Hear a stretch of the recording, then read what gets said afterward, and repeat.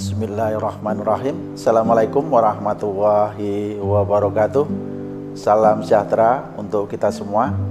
Izinkan saya Sopan Adrianto, Widya Iswara, BPSDM Provinsi DKI Jakarta.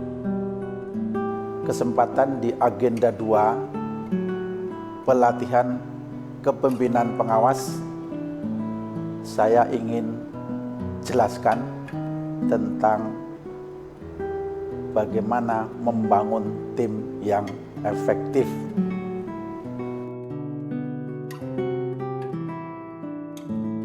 Kenapa ini penting? Pejabat pengawas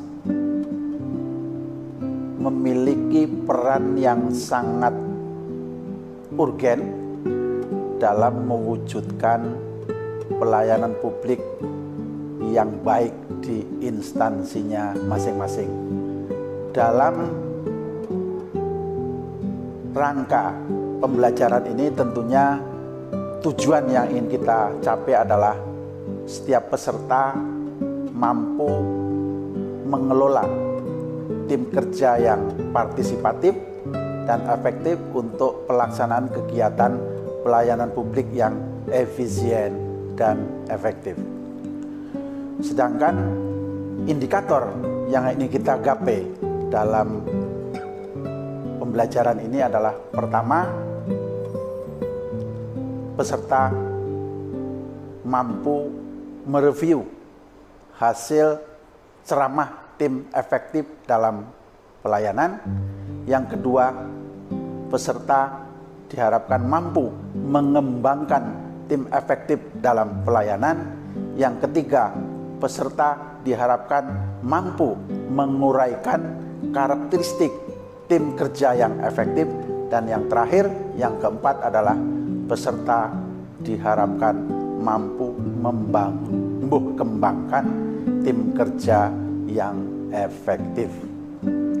Ada 4 di dalam mendalami pembelajaran membangun tim yang efektif ini. Itu yang pertama adalah menganalisis ceramah tim yang efektif dalam pelayanan. Yang kedua, tim efektif dalam pelayanan. Ketiga, karakteristik tim kerja efektif. Dan yang keempat adalah strategi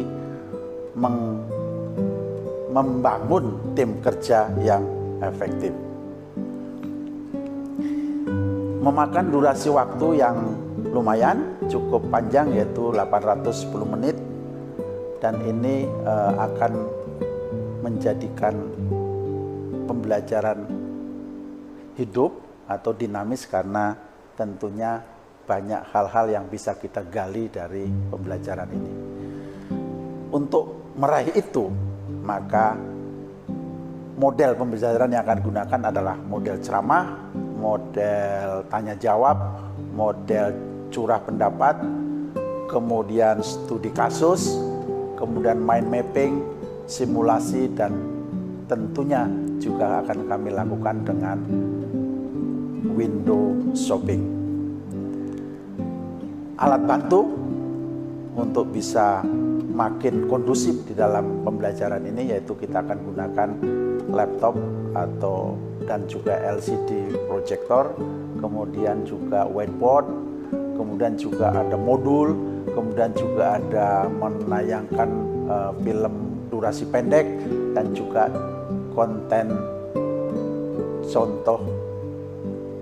contoh kasus yang nantinya akan kita dalami bersama. Nah, oleh karenanya,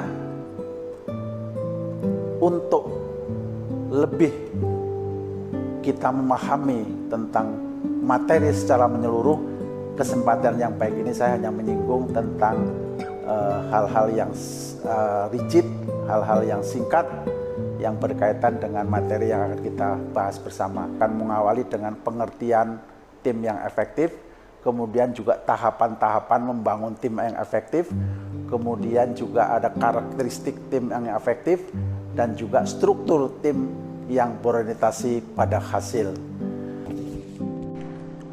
Bapak Ibu yang saya hormati, sekilas saya ingin singgung tentang pengertian tim yang efektif. Tim efektif dapat dimaknai sebagai tim yang berhasil mencapai tujuannya.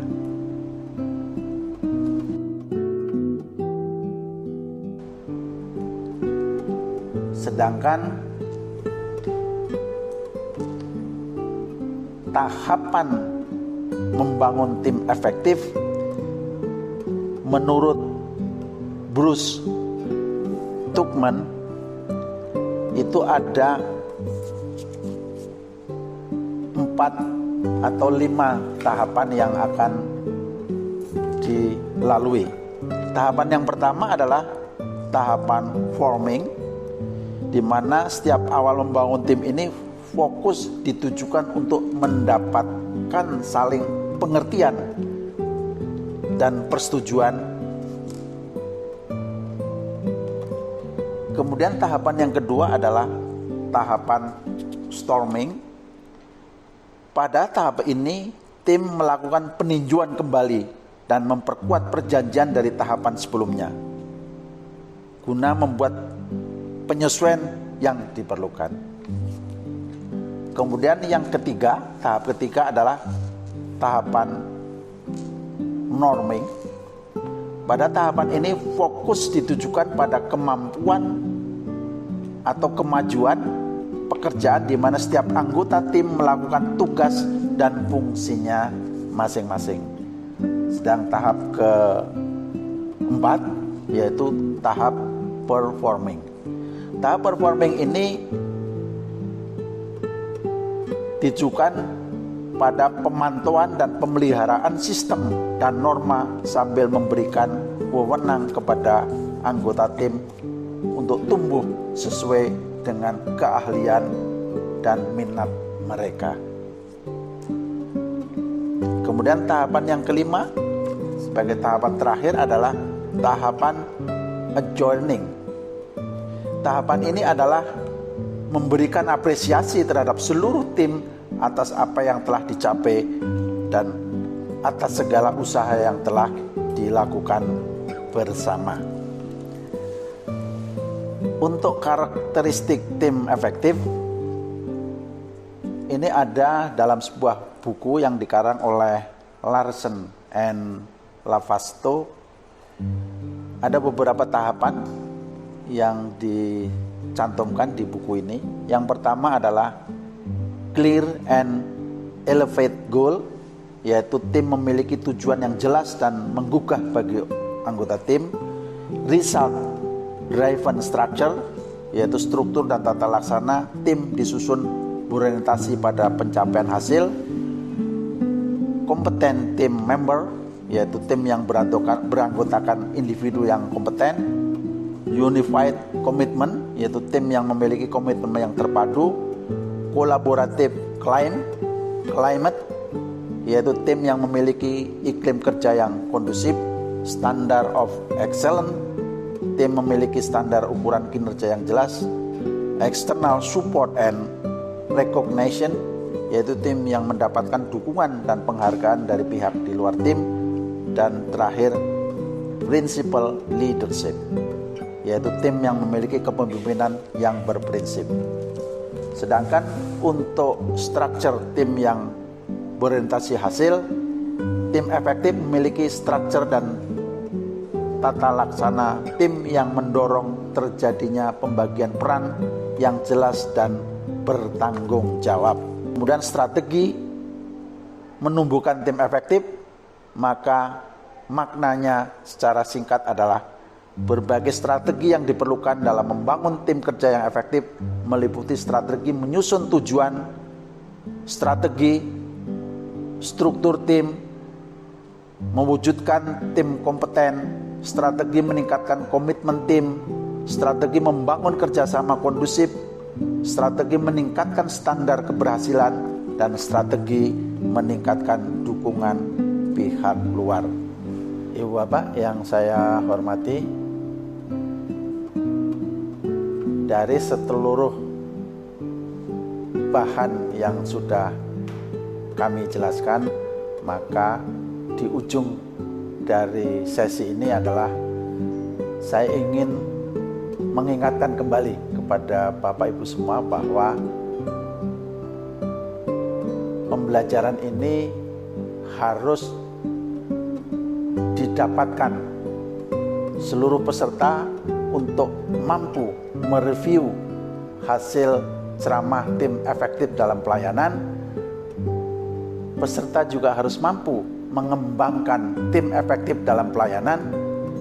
Ketiga, peserta juga harus mampu menguraikan karakteristik tim kerja yang efektif. Dan terakhir adalah menumbuh kembangkan tim kerja yang efektif. Dari seluruh rangkaian yang sudah kita pelajari, maka insya Allah kita akan banyak mendapatkan pengetahuan dan bermanfaat untuk kemaslahatan umat, dan tentunya lebih penting lagi mampu diaplikasikan, diimplementasikan dalam tugas kita sehari-hari. Terima kasih. Wassalamualaikum warahmatullahi wabarakatuh.